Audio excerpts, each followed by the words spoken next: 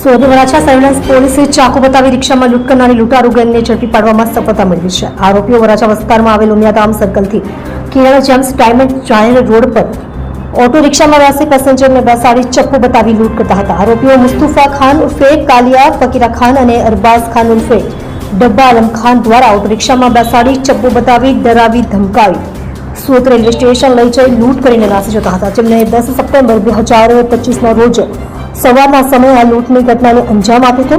ફરિયાદી વરાછાથી હીરાબાગ જવા માટે રિક્ષામાં બેઠા હતા. રિક્ષા સુરત રેલવે સ્ટેશન સુધી ચલાવી જઈ પેસેન્જરને ચપ્પુ બતાવી 30,000ની લૂંટ કરી હતી. ફરિયાદી દ્વારા સુરતના વરાછા પોલીસ મથકમાં લૂંટની ફરિયાદ નોંધાવી હતી.